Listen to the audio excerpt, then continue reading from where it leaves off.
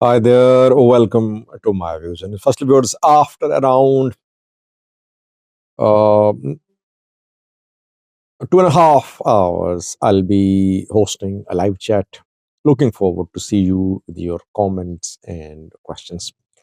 Two news stories. First one is from the Amhara region. Dozens of people have been killed in an attack allegedly by Fano fighters. Most of the killed are government officials, Prosperity Party members. What happened? Where did Fano carry out this attack? Secondly, Somalia issued a statement today accusing Ethiopia of creating conflict and confrontation in Gaidu zone of Somalia. I told you about the activities of Ethiopian troops in Gaidu. Now, Somalia is confirming what is happening there. In Gaidu, Ethiopian troops and Jubaland forces are working in collaboration against Somalia's federal forces. The statement came after an incident which happened yesterday. What happened? The two forces, Ethiopian and Jubaland, they cooperated to thwart a plan by the federal government of Somalia about the arrest of a senior leader of Jubaland regional state, reportedly. Let's start, viewers, from the Amhara region, where we know that since last year, Fano groups have been fighting the security forces. They claim they're in control of 80% of Amhara territories, Amharian territories. Government claimed that Fano fighters are on the run, that military operation has successfully weakened Fano's capabilities. An incident is being reported by government media. The government media, government people claiming that 37 people were killed in a brutal attack by Fano fighters. Dasio is Amhara regional government security head. He shared details of what happened. The attack was allegedly carried out in Digadimot. Digadimot is in Gujam. Gujam is a stronghold of Fano fighters. Despite a year-long fighting in Amhara, Fano fighters could not be neutralized in Gojam. Gojam is still their stronghold. Dassel, Tasio, and others claim that Gujam Fano fighters in an attack killed all the Wareda level, city level government officials in Diga Demod. All the officials who were working in top positions in Diga Demod have been killed in a single attack by Fano fighters. Wale Alimayeho, Diga Demot district head killed. Gebeyeho, head of communication killed. Head of agriculture killed. Head of investment killed. Head of land bureau killed. Head of irrigation department killed. Head of revenue department killed. I can go on and on. 37 people. Entire city government leadership has been killed in this attack by Fano fighters. This is the first attack of its nature since last year. We have seen Fano fighters carrying out assassination attacks on regional government officials, police officials, Prosperity Party members, but we never saw 30, 35, 37, even 20 government people killed in one attack. Soldiers have been killed, yes. Strike force members killed too. I'm talking about Prosperity Party members, Amhara government officials.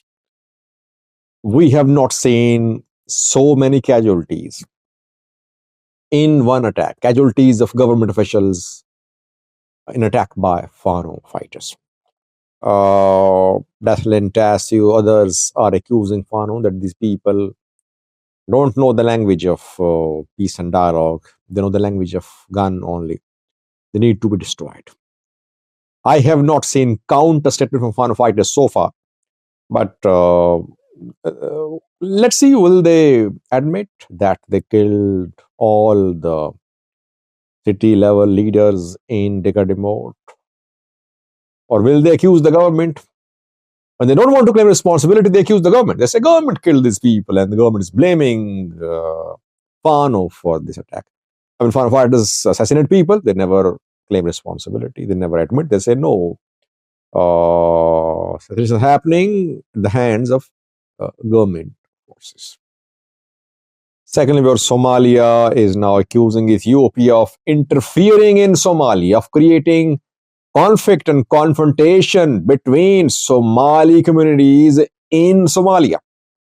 Just 25 days remaining to the expiry of deadline for the withdrawal of all Ethiopian troops from Somalia, but Ethiopia is emerging as a key player in Somalia's border states.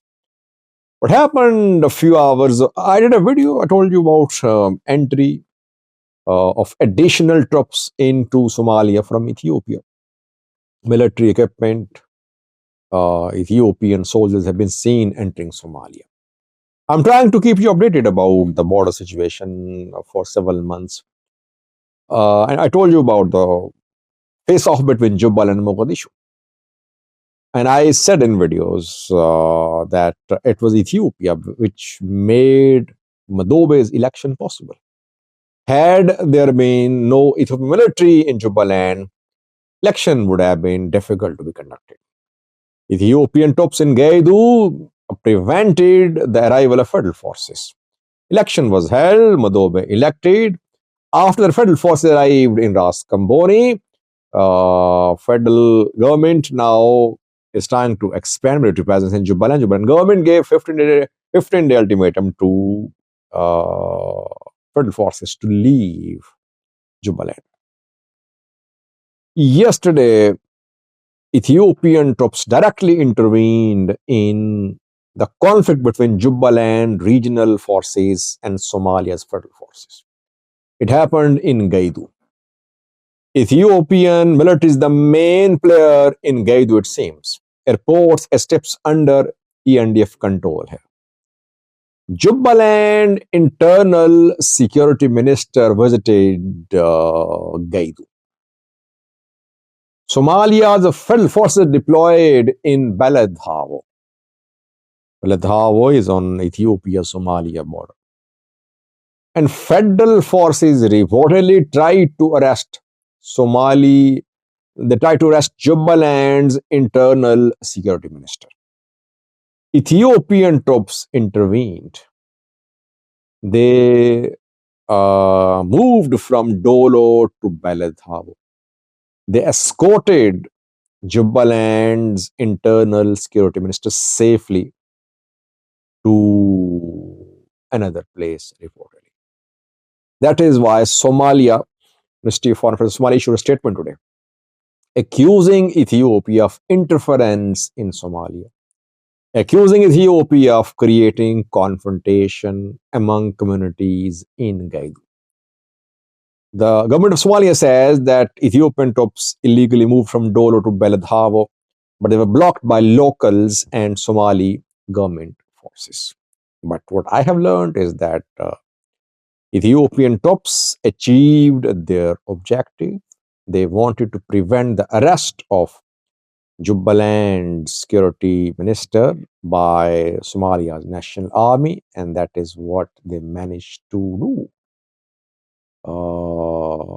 Somalia is now asking international community to intervene, to take notice of the excesses being committed by Ethiopian troops. Coming 3 weeks are crucial. We'll see what happens after the 31st of December 2024. But Ethiopian troops are not in the mood of leaving Somalia. Rather, Ethiopia will, I think, support Jubaland regional forces if, maybe indirectly, not directly, in case of collision between Jubaland and Mogadishu. Thanks for watching.